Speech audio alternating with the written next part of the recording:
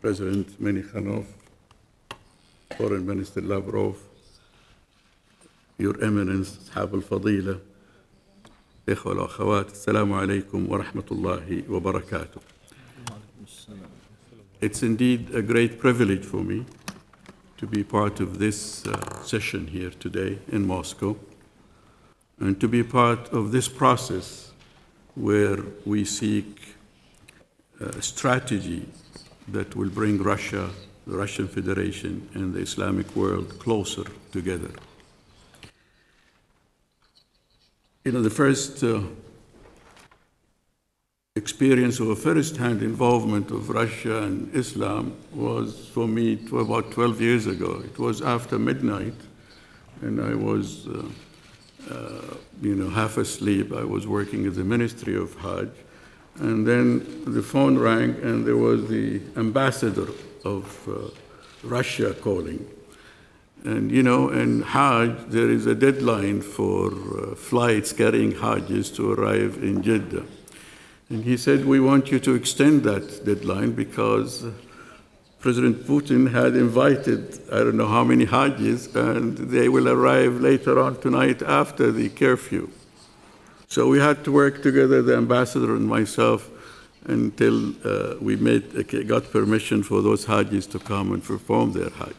So it was my first contact with the high-level importance and care that the Russian leadership gives to fundamental issues that concern Russian Muslims like Hajj. We all know the long history of relationship between Russia and the Muslim world in terms of geography, in terms of history. But I will venture to say that they also share another common element.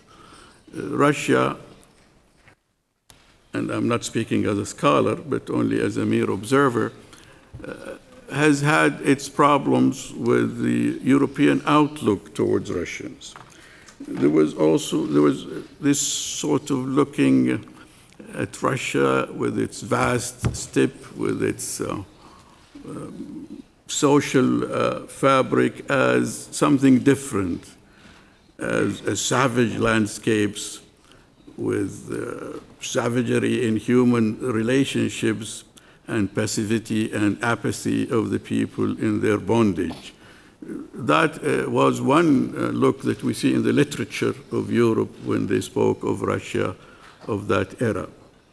And this is something that we as Muslims living worldwide, we also feel and we also confront. So I think there is this common element of how the others look at us.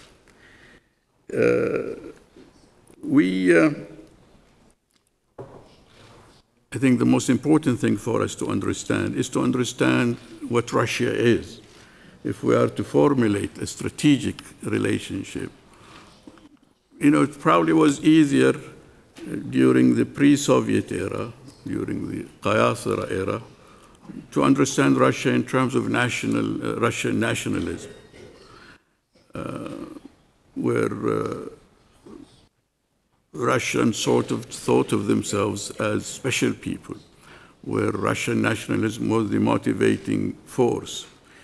Even one of the very public personality of the early Soviet eras, Mr. Vladimir Myaknikov, was said to be a symbol of a person who combined the zest of a new ideology with the spirit of Russian greatness as was perceived by nationalists in Russia.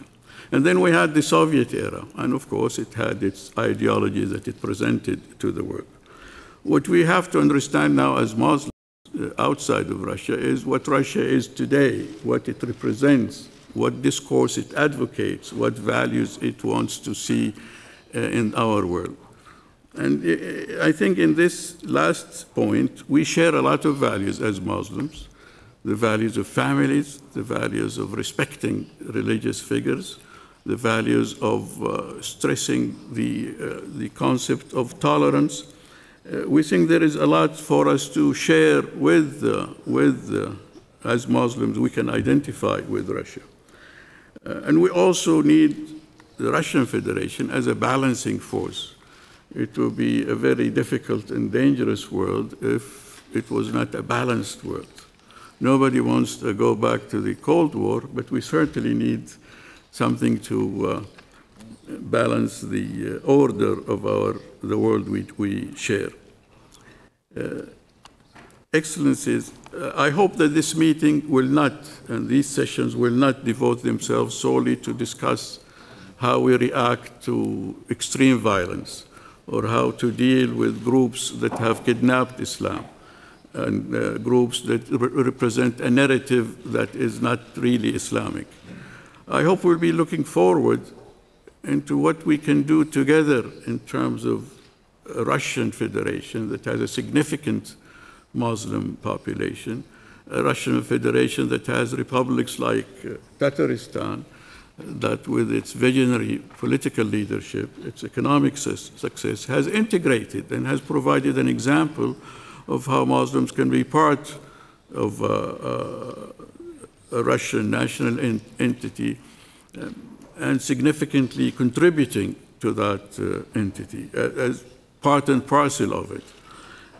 I think those shared values, that need of balance, give us the ground to think forward to the future, a future that holds a lot of possibilities of a Russian-Islamic cooperation in more than one stage, in more than one area.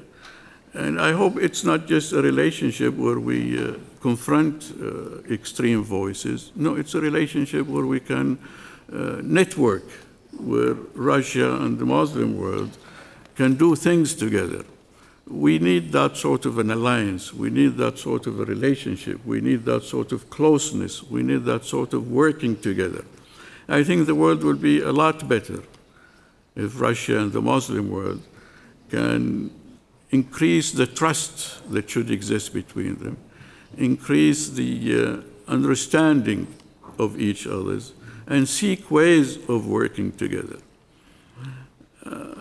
I did not know till recently that His Excellency Foreign Minister Lavrov is also a poet and that he also loves to raft. Rafting is when you ride in rough rivers on rubber boats and maneuver yourselves among the rocks. And I think rafting can be very relevant to what we want to do in this world. We all live in rough rivers. We all have to maneuver, and we need the guts, the skill to maneuver ourselves. But also in poetry, we find ourselves. And, if I may quote you, Mr. Secretary, this is a poem that I'm told you have written some time ago in the 90s about a third wave, where two waves, two powerful waves in half a century, you're talking about Russia, of course, goes to someone else's shores. How many destinations in their whirlwind? Two waves destroyed, saved, but they also raised the third wave. I think we have had some waves in Muslim-Russian relationship. One under the Soviets, where the Muslim world was part of the chessboard of a Cold War, and one before that, that was, scholarly Orientalism, but not real day-to-day relationship. I think now we are on the third wave, a wave that has a lot of promise, that can reach a lot of shores. And we certainly in the OIC is not a religious organization. The OIC is a political organization. Our 57 members are countries, states, governments.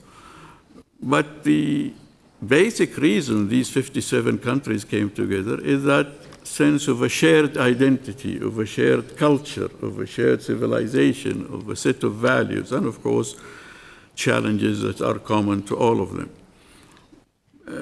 And we hope that through that collectivity of the Muslim world, represented by the OIC, through a leadership in Russia that is looking forward to look at Islam not as something to fear, not as something to control, not as something to limit, but as something to integrate with, helped by the very experience of Russia itself, the presence of those million Muslims as citizens of this great country, as full part of its fabric. I think there is this potential that I hope we'll be looking at, strategizing about, and thinking about its various potentials. I again thank you, Mr. President, Mr. Secretary, for inviting the OIC here. And it's really indeed a great pleasure, a great honor, a great privilege to talk to such an august group of scholars, political leaders, social visionaries. And we have all the ingredients here today in this room to come up with something that really adds to the value of such meetings, a strategy that will bring Russia, the Russian Federation, and the Muslim world closer together. Thank you very much.